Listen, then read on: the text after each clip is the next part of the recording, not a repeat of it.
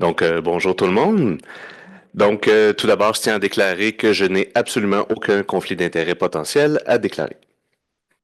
Tout d'abord, depuis quelques années, on observe l'émergence d'une nouvelle approche thérapeutique dans le contexte des soins palliatifs et de fin de vie pour traiter la détresse existentielle chez les personnes confrontées à la perspective de leur propre mort, particulièrement en raison d'une maladie grave et incurable et comme par exemple un cancer. Et il est ici question de la thérapie assistée par la psilocybine. Pour le reste de la présentation, je vais utiliser l'acronyme TAP. Pour ceux qui ne sont pas encore initiés, la psilocybine est une substance psychédélique qui est issue des champignons de genre psilocybe. On a déjà vendu le punch en disant que c'est des champignons magiques. Quoique la substance demeure elle-même prohibée au Canada, les médecins peuvent aujourd'hui requérir et administrer de la psilocybine pour traiter d'urgence un patient pour qui les approches conventionnelles ont échoué ou ne sont pas disponibles. Et c'est des demandes qui sont traitées, bien sûr, au cas par cas. Donc, mon projet de recherche porte sur l'acceptabilité de la thérapie assistée par la psilocybine, mais avant de vous présenter les résultats de mon premier article publié, une brève mise en contexte s'impose. Donc, la psilocybine elle-même a été introduite dans le milieu scientifique en 1958. Et il y a eu quand même une utilisation au cours des années 60 et 70, mais c'est vraiment depuis la renaissance psychédélique, entre guillemets, du champ des sciences cognitives au tournant des années 2000 qu'on remarque une poussée fulgurante, vraiment des études et des articles publiés au sujet des bénéfices potentiels de la psilocybine pour traiter plusieurs types d'indications. J'en ai noté quelques-unes ici, mais nous, ici, ce qui nous intéresse, c'est la détresse existentielle des personnes atteintes d'une maladie grave et incurable. Il n'y a pas encore de définition consensuelle de la détresse existentielle dans la littérature scientifique. Par contre, c'est une condition qui est généralement reconnue comme quelque chose d'assez complexe et qui peut englober vraiment une constellation de symptômes, par exemple de dépression, d'anxiété, tant face à la mort que face aux souffrances qui vont précéder la mort, de démoralisation et de perte de sens. Et la souffrance psychique aiguë qui est causée par la détresse existentielle est particulièrement difficile à traiter avec les approches conventionnelles qui sont disponibles. Donc, qui inclut la pharmacothérapie, différents types de psychothérapie et aussi l'accompagnement psychosocial et ou spirituel. Et ce type de souffrance-là, si elle est littéralement inapaisable, peut motiver un recours à l'aide médicale à mourir, ce qui est le cas ici au Québec. Et comment on en est arrivé aux champignons pour traiter la détresse existentielle? Quoi qu'il y ait eu quand même certaines études et certaines utilisations qui ont été faites dans les années 60 et 70, c'est vraiment 2 essais cliniques qui ont été publiés en 2016 qui ont vraiment jeté les bases pour l'utilisation de la psilocybine dans le contexte des soins palliatifs. Donc, il y a une étude qui a été faite à Johns Hopkins et l'autre à NYU. Et dans les 2 cas, les résultats étaient très similaires. Donc, ça a été mené auprès de personnes atteintes d'un cancer avancé et les études comparaient une dose unique de psilocybine dans le cadre d'une psychothérapie à un placebo actif. Et dans les 2 cas, on a eu des bénéfices cliniques qui étaient immédiats, vraiment presque immédiatement après l'expérience, donc une réduction qui était significative des symptômes associés à la détresse existentielle, donc anxiété, dépression, démoralisation et peur de la mort, et ce qui se traduit en une élévation de la qualité de vie et de l'optimisme en général. Et dans les 2 cas, 6 mois plus tard, donc après l'intervention, le taux de réponse clinique était aussi élevé que 80%. Donc, ce qui est loin d'être négligeable. Et le potentiel thérapeutique de la psilocybine est maintenant reconnu au Canada. En fait, il l'est depuis quand même quelques années. Plus particulièrement, en janvier 2022, Santé Canada a modifié son programme d'accès spécial pour faciliter l'intégration de la TAP dans les pratiques sanitaires. Mais même si cette intervention-là peut à première vue sembler salutaire, on peut se demander qu'est-ce qu'en pense la population et qu'est-ce qu'en pensent les personnes qui sont impliquées en soins palliatifs et de fin de vie. Donc, c'est vraiment dans ce contexte-là que a pris naissance ou prend racine, disons, mon projet de recherche que je mène présentement à la faculté de pharmacie, donc en sciences pharmaceutiques à l'Université Laval, sous la direction du professeur Michel Dorval.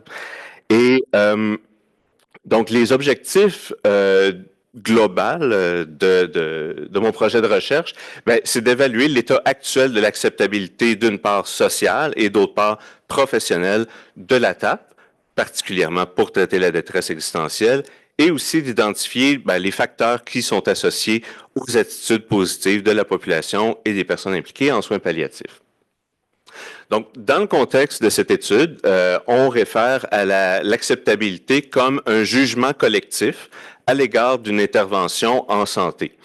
Et on considère que l'évaluation de l'acceptabilité représente une étape clé dans le processus d'implantation d'une intervention complexe, comme c'est le cas avec la thérapie assistée. Et tout ça pour permettre les meilleures retombées possibles. Donc, le premier volet de mon projet de recherche, c'est une enquête populationnelle qui a été menée auprès de la population canadienne en novembre, à l'automne 2022, donc fin novembre, début décembre 2022. Les objectifs étaient d'évaluer les attitudes de la population, mais aussi les connaissances, les perceptions et aussi les inquiétudes à l'égard du recours à la thérapie assistée par la psilocybine. Et comme je disais, aussi d'identifier les facteurs qui sont associés à l'acceptabilité sociale. Donc, notre échantillon a été établi a priori à 2800 participants, répartis dans les 4 provinces les plus peuplées du Canada, avec une priorité accordée au Québec. Comme c'est ici qu'on prévoit appliquer un peu plus les retombées et les résultats. Et pour ce qui est des analyses, outre les statistiques descriptives, on a utilisé des modèles de régression multivariés pour les résultats que je vais vous présenter aujourd'hui.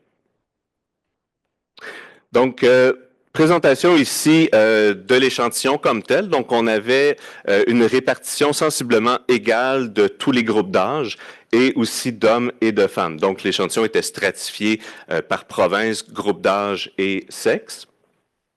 On voit que 43% des répondants avaient soit un baccalauréat ou diplôme d'études supérieures. Et il est intéressant de noter que 19% de la population questionnée avait déjà fait l'expérience de la psilocybine. Dans leur cas, c'est probablement des champignons. Donc, que ce soit en contexte récréatif, thérapeutique ou en microdose, qu'on voit également, on entend de plus en plus parler de nos jours. Donc, l'acceptabilité, globalement, s'est avérée plutôt élevée au Canada. Donc, je vais vous en présenter quelques indicateurs. Donc, tout d'abord, 4 Canadiens sur 5 estiment que la thérapie assistée représente un choix médical raisonnable pour un patient qui souffre de détresse existentielle. Donc, pour certains, c'est seulement si les autres formes d'approche ou d'intervention ont échoué, tandis que pour d'autres, c'est un choix qui est personnel. Donc, on voit ici en bleu foncé qui est majoritaire. 59% des Québécois seraient prêts, donc seraient partants à utiliser eux-mêmes la psilocybine dans le cadre d'une thérapie pour soulager une détresse existentielle. Et on note ici quand même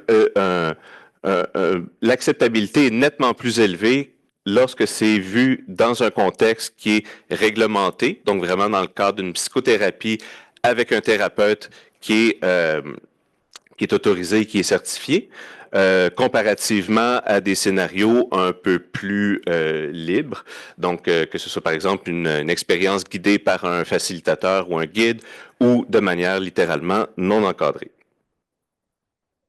Il faut quand même aussi concevoir que les coûts associés à la thérapie assistée par la psilocybine peuvent être quand même assez élevés. Donc, ce qui peut amener des enjeux d'équité et d'accessibilité pour certaines populations.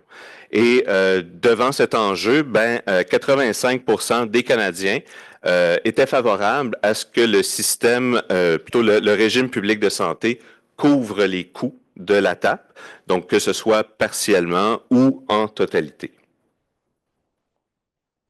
Et 63% des Canadiens seraient favorables à une légalisation, littéralement, de la psilocybine à des fins thérapeutiques, donc pas seulement pour la détresse existentielle, mais pour toutes les autres formes d'indication. Et ici, on remarque aussi qu'il y a quand même une nette différence avec la légalisation à des fins non médicales ici, qui est de seulement 20%. Maintenant, pour ce qui est des facteurs associés, des principaux facteurs associés aux attitudes positives des Canadiens à l'égard du recours à la TAP, tout d'abord, on a l'expérience personnelle avec la psilocybine. Donc, les gens qui avaient déjà consommé de la psilocybine étaient nettement plus favorables que ceux qui ne l'avaient pas consommé. Et aussi l'exposition antérieure aux soins palliatifs. Donc, que ce soit en tant que proche, en tant que professionnel de la santé ou en tant que personne soi-même en soins palliatifs. Et aussi les gens qui avaient une orientation politique plus progressiste comparativement à ceux qui ont une orientation qui est conservatrice. Donc, avant de passer à la conclusion et aux perspectives, je vais vous présenter brièvement le second volet de mon projet de recherche qui porte sur l'acceptabilité professionnelle de la TAP. Donc, c'est une enquête qui est présentement en cours auprès de personnes impliquées en soins palliatifs et de fin de vie. Donc, on parle ici autant de professionnels de la santé que des bénévoles, les proches aidants, les chercheurs, les gestionnaires et les étudiants. Et les objectifs sont d'évaluer, encore une fois, l'acceptabilité professionnelle et aussi d'identifier les facteurs qui sont associés. En plus de ça, ça va permettre d'examiner aussi différents éléments qui seraient à prendre en considération. Par exemple, les enjeux pratiques ou des besoins qui sont anticipés par les professionnels de la santé dans le processus d'implantation de la TAP au Québec et au pays. Et aussi d'identifier des mesures qui sont jugées prioritaires pour faciliter une intégration qui serait harmonieuse dans les milieux de soins. Donc, comme je disais, l'étude est présentement en cours. C'est un questionnaire qui est administré en ligne via la plateforme REDCap de l'Université Laval.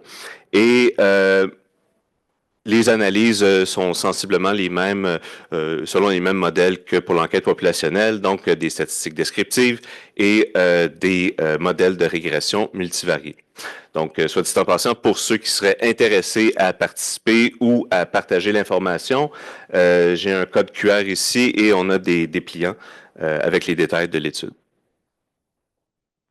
Donc, en guise de conclusion ou pré-conclusion, il y a quand même peu d'études qui ont été publiées jusqu'à présent sur l'acceptabilité sociale et professionnelle de la TAP, encore moins en contexte de soins palliatifs pour traiter la détresse existentielle et aucune étude qui a été menée spécifiquement au Québec.